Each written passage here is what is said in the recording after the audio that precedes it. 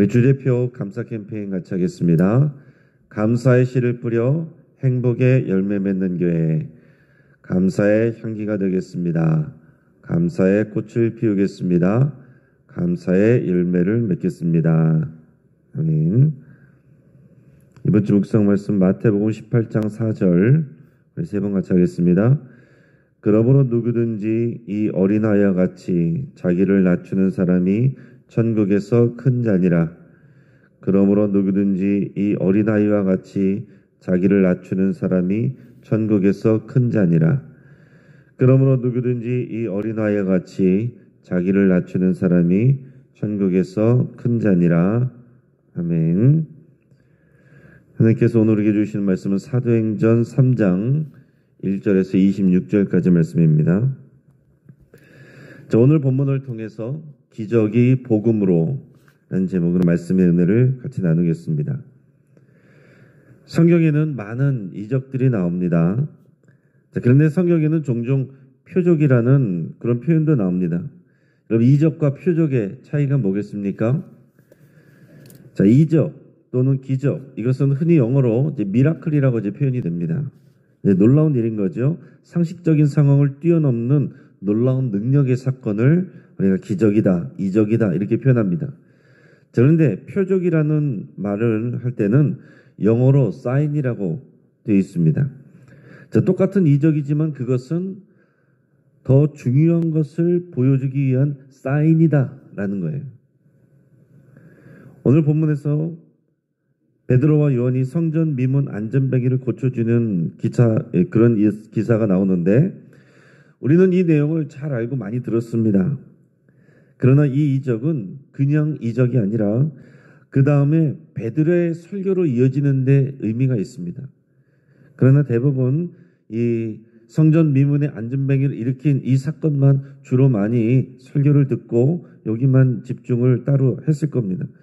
그러나 사실은 이제 오늘처럼 이 말씀에 이어지는 베드로의 설교로 우리 같이 말씀을 묵상하는 게 사실은 더 의미가 있어요. 이 치유를 통해서 안전뱅이를 일으킨 이 일이 많은 유대인들로 하여금 또 모이게 했습니다. 그리고 그 모인 그들에게 베드로가 2차로 설교를 하는 거예요. 그래서 이 안전뱅이 사건은 유대인들로 하여금 이 복음을 듣게 하는 그런 표적이 되었다라는 거죠. 우리 앞에서 사도행전 2장에서는 성령 강림 사건이 있었습니다. 그때 제자들은 성령님이 주시는 새로운 방언을 말했는데 그것은 영적인 언어가 아니라 살아있는 언어였습니다. 그래서 베드로와 제자들은 디아스포라 유대인들의 각각의 언어로 설교를 하는 거예요. 복음을 전한 것입니다. 그 내용은 대략 이랬습니다. 자, 약속대로 오신 나사렛 예수가 하나님 아들 그리스도이신데 유대인들이 그를 죽였지만은 하나님이 예수를 살리셔서 부활하셨다라는 겁니다. 그리고 하나님이 이 예수를 주와 그리스도가 되게 하셨다. 그리고 이 모든 일은 성경에 기록된 말씀의 성취다라는 거였습니다. 그래서 이 복음을 듣고 유대인들이 마음에 찔려서 회개하고 세례를 받았는데 그 수가 3,000명이라고 그랬어요. 그리고 이들은 사도의 가르침을 받으며 서로 교제하고 떡을 떼고 함께 식사를 하면서 함께 기도하는 일에 힘을 썼습니다. 물론 모든 사람들이 다 모여 있는 건 아닐 겁니다. 디아스포라 각 지역에서 온 사람들이기 때문에 많은 경우에 자기 집으로 돌아갔겠죠. 그러나 거기 남아서 함께 모여서 예배하고 신앙생활하고 함께 기도하는 사람들이 많이 있었는데 이 많은 사람들이 그럼 그 당시에 교회 건물이 있는 것도 아닌데 어디서 모였겠느냐 하는 것입니다. 사도행전 2장 46절 보면 날마다 마음을 같이하여 성전에 모이기를 힘쓰고 집에서 떡을 떼며 기쁨과 순전한 마음으로 음식을 먹고 이렇게 되어 있습니다. 자, 그러니까 최초의 기독교 공동체가 된 이들은 매일 성전에서 모였습니다. 성전에 올라갔어요. 성전에 기도 시간이 있습니다. 정해진 기도 시간들이 있는데 그때 맞춰서 그때 모여서 거기서 함께 기도했습니다. 그리고는 저녁 때 이제 소그룹으로 나뉘어서, 쉽게 말하면 구역으로 나뉘어서 이제 여러 집들로 가서 거기서 함께 떡을 뗀다는 것은 함께 밥을 먹는 겁니다. 저녁 식사를 하는 거예요.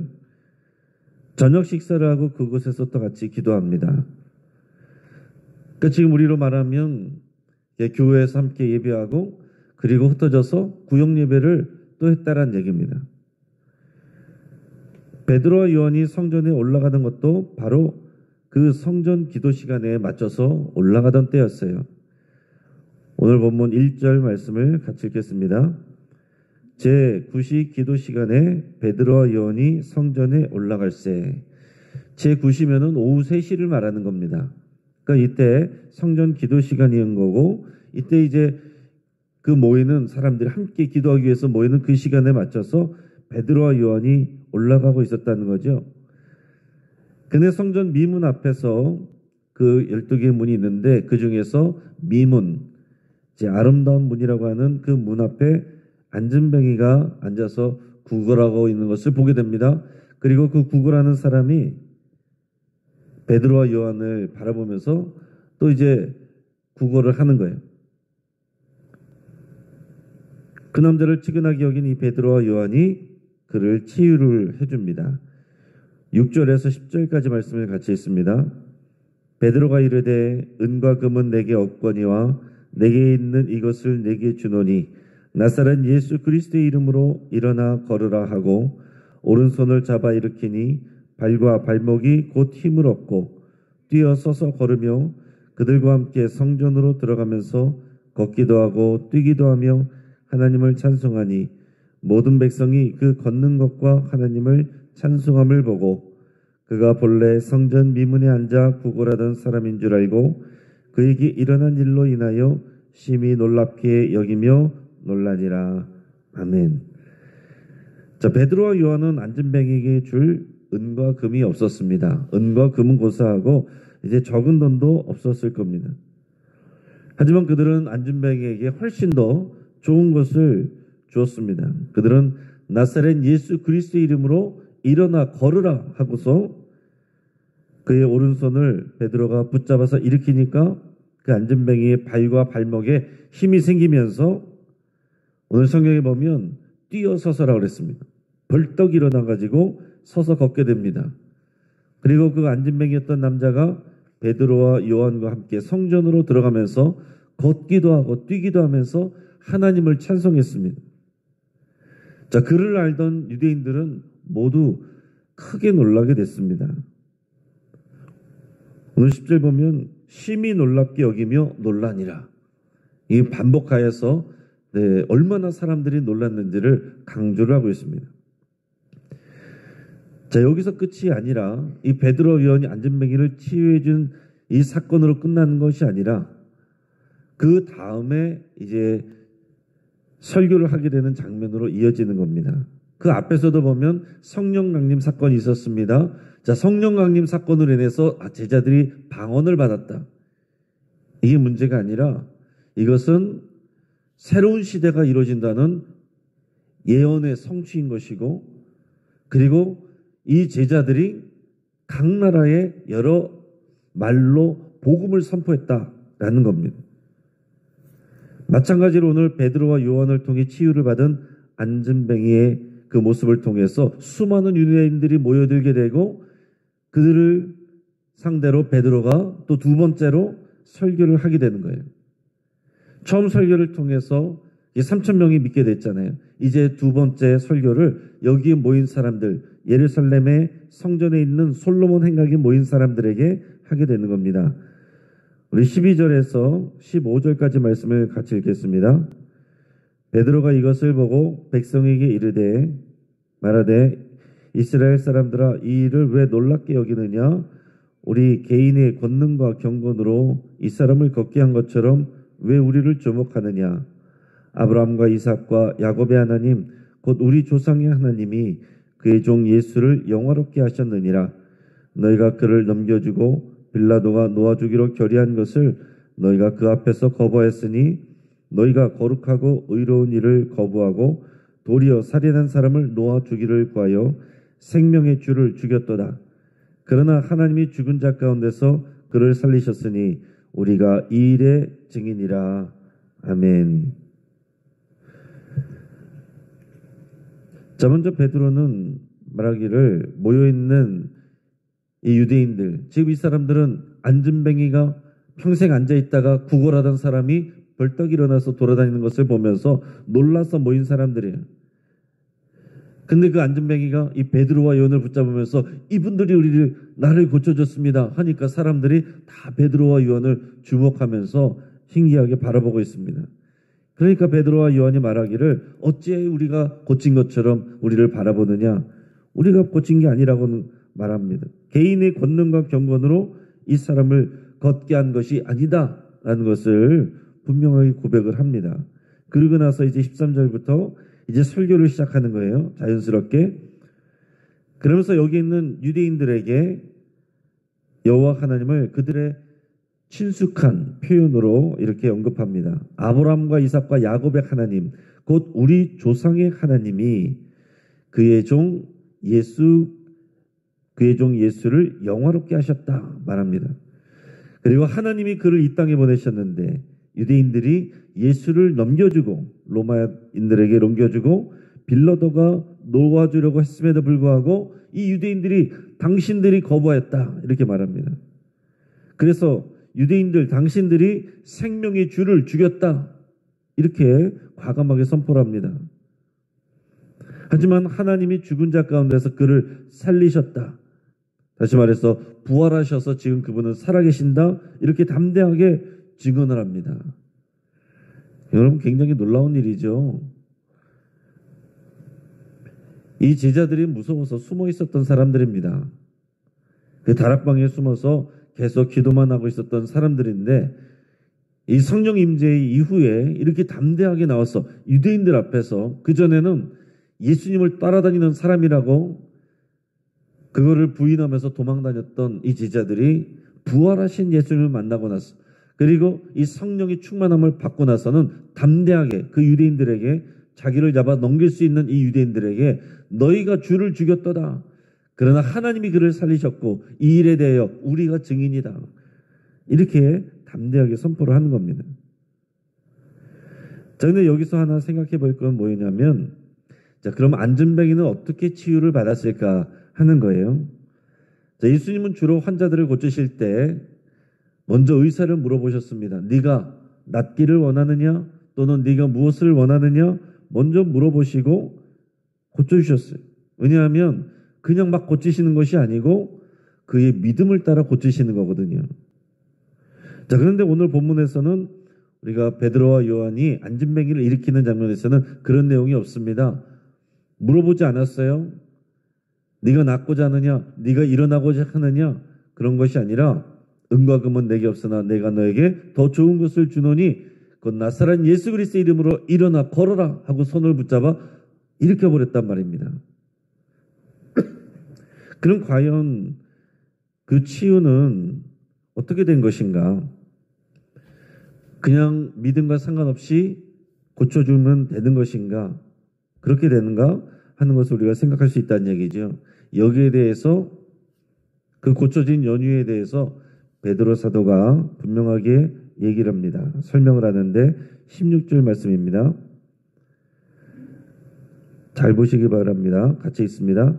그 이름을 믿음으로 그 이름이 너희가 보고 아는 이 사람을 성하게 하였나니 예수로 말미암아 난 믿음이 너희 모든 사람 앞에서 이같이 완전히 낫게 하였느니라. 아멘. 자, 안진뱅이가 일어나는 이 기적을 경험한 것은 먼저 그가 예수 그리스도의 이름을 믿었다라는 얘기. 예수 그리스도의 이름을 먼저 믿었고 그 믿는 그 사람에게 그 이름, 예수 그리스도의 이름이 이 안진뱅이를 일으켜 세웠다라는 것입니다. 그리고 나서 이 베드로가 유대인들의 회개를 촉구해요. 우리 19절에서 21절까지 한번 읽어보겠습니다. 그러므로 너희가 회개하고 돌이켜 너희 죄 없이 함을 받으라.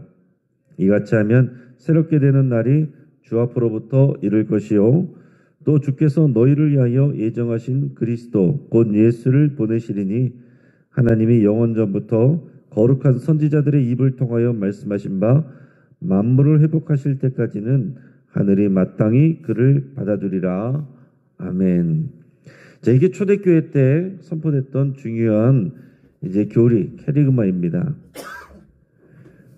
여기서 이제 회개를 촉구하는데 너희가 회개하고 돌이켜 너희 죄 없이 함을 받으라. 그러면 새롭게 되는 날이 주 앞으로부터 이를 것이다. 그렇게 말했습니다. 그러면서 20절에 또 주께서 너희를 위하여 예정하신 그리스도 곧 예수를 보내실 거다. 이렇게 얘기했는데 앞에서 분명히 예수님을 보내셨다라고 그랬어요.